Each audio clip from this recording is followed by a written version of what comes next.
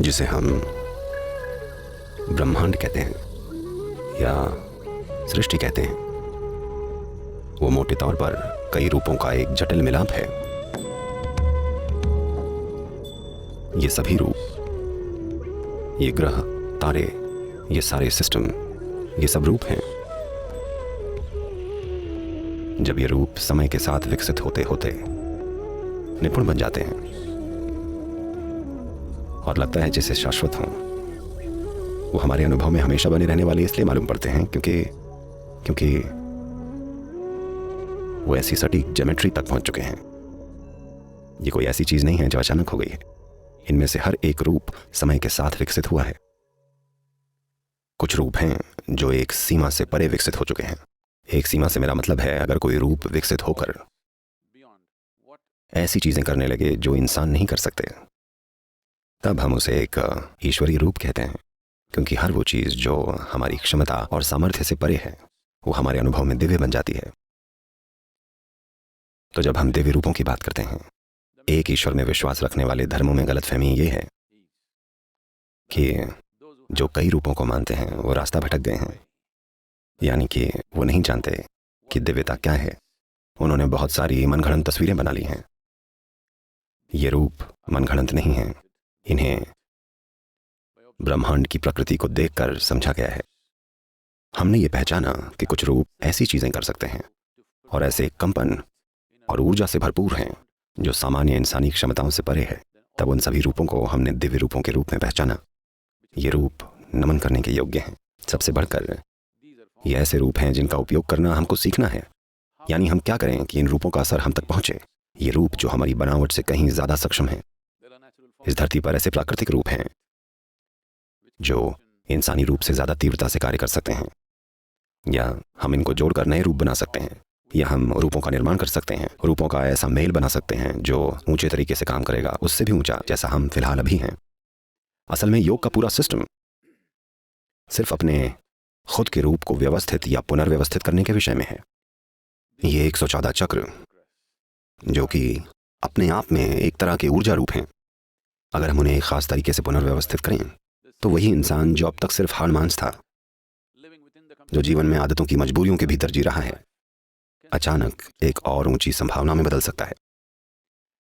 ये वो लोग हैं जिन्होंने खुद को या अपने अस्तित्व की ज्यामिति को रूपांतरित करके और ऊंचा बना लिया है, या तो आत्मज्ञान से, या समझ से, या सीधा ऊर्जा या भावना की तीव्रता की मदद से।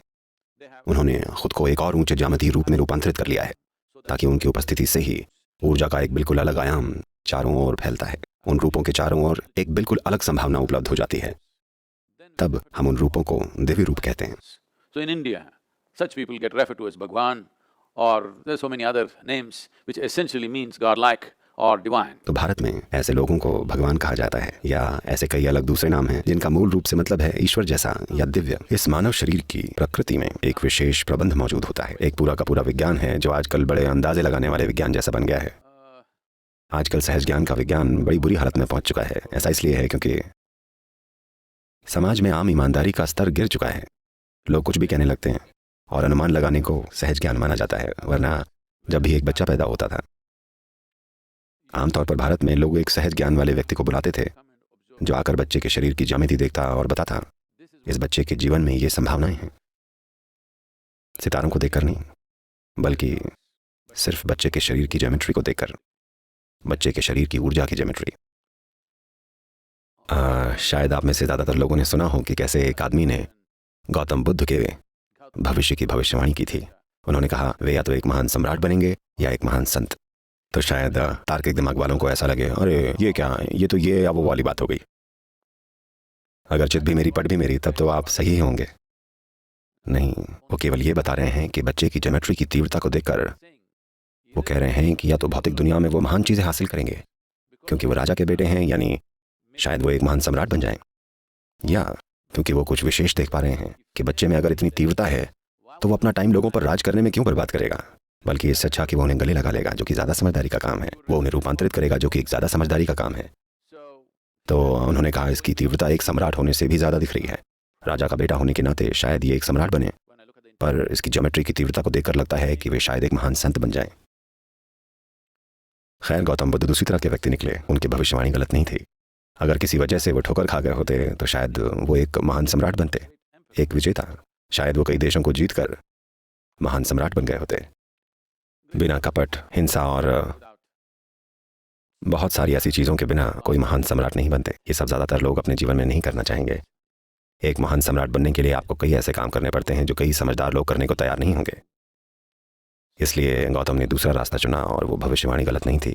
भविष्यवाणी यानी उस इंसान ने बीज को देखकर बताया कि ये एक विशाल वृक्ष बन सकता है। तो शरीर की ज्योमेट्री को फिर से व्यवस्थित करने का मतलब है हमारे इस मामूली हाड़ मांस के सिस्टम को एक ईश्वरीय रूप में बदल देना। क्या मांस और हड्डी में कोई खराबी है? नहीं, बिल्कुल नहीं।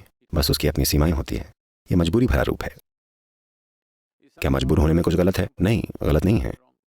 अगर आपके हिसाब से मुक्त होना अच्छा नहीं है तो मजबूर होना गलत नहीं है। क्या इस धरती पर एक प्राणी होने में कुछ खराबी है? कोई खराबी नहीं है। बस इतना है कि अगर आप कुछ बढ़कर होने की संभावना तलाशे बिना मर गए तब मानव जीवन को तृप्ति नहीं मिलती। हर एक जीव, चाहे छोटा हो या बड़ा, एक पूर्ण जीवन बनने की आकांक्षा रखता है, क्योंकि एक इंसान इस एक ऐसी संभावना के साथ पैदा हुआ है जो काफी असीम है। इसलिए लोग अपने जीवन में अपनी महत्वाकांक्षाओं और लक्ष्यों को तय करने की कोशिश में लगे हैं। जो एक असीम संभावना है, लोग उसे सीमित करने की कोशिश कर रहे हैं ताकि उन्हें लगे कि उन्होंने कुछ पा लिया है। अगर वो परीक्षा में पास हो जाते हैं उन्हें बहुत अच्छा लगता है। उन्हें नौकरी मिल गई, अगर वो लाख रुपए कमा लें उन्हें बहुत अच्छा लगता है। ये बकवास चलती रहती है। ये ऐसा है मानो लंगड़ों में आप चैंपियन हैं सिर्फ इसलिए क्योंकि आपके 2 पैर हैं। इंसानी संभावना असीम संभावनाओं के साथ आई है। आप या मैं कभी भी कोई लक्ष्य तय नहीं कर सकते कि अगर मैं ये पालूं तो मेरा काम हो गया। यह अपने आप को गढ़ने का एक बेवकूफ़ी भरा तरीका है। अगर आप अपनी भीतरी ज्योमेट्री को ठीक से व्यवस्थित कर लें तो ये बहुत दूर तक जाने वाली मशीन बन सकती है। भीतरी रूप से कितनी दूर तक जाने वाली, ये पूरी तरह से वो ही व्यक्ति तय करता है, वो व्यक्ति खुद। पर ये दुनिया में कितनी आगे जाती है, ये समय, समाज, सामाजिक संरचनाएं, कई चीज़ों से तय होता है। शायद आप रास्ते में ही गिरा दिया जाए, शायद आपको सूली पर न चढ़ाया जाए, पर शायद कोई हाईवे 8 पर आपके ऊपर गाड़ी चढ़ा दे। तो हम दुनिया में कितनी दूर तक जाते हैं ये कई चीज़ों से तय होता है, पर हम अपने भीतर कितनी दूर तक जाते हैं ये इस बात पर निर्भर करता है कि ज्योमेट्री की व्यवस्था हमारी समझ, अनुभूति, बोध और इसे व्यवस्थित रखने की हमारी काबिलियत कितनी है। योग आसनों के शुरुआती चरण से लेकर दूसरे अभ्यासों तक का पूरा योग सिस्टम मूल रूप से हमारी ज्यामिति को इस तरह से व्यवस्थित या फिर से तैयार करने के लिए है कि इस तरह से काम करने लगे जिसकी आपने अब तक कल्पना भी नहीं की है, ताकि आप अपनी महत्वाकांक्षाओं से भी परे का जीवन जिएं। आप जिस सीमित समाज में रह रहे हैं उसकी वजह से बेवकूफ़ी भरी महत्वाकांक्षाएं आप में पैदा हो गई हैं। उसके आधार पर अगर आप अपने पड़ोसी से एक कदम आगे हों तो आपकी महत्वाकांक्षाएं पूरी हो जाती हैं। नहीं नहीं नहीं, मैं सिर्फ उतना ही नहीं सोच रहा हूं, मैं पूरे अमेरिका में सबसे अमीर आदमी बनना चाहता हूं। फिर भी आप लंगड़ों में ही हैं या लंगड़ों के बीच ही एक चैंपियन होंगे बस।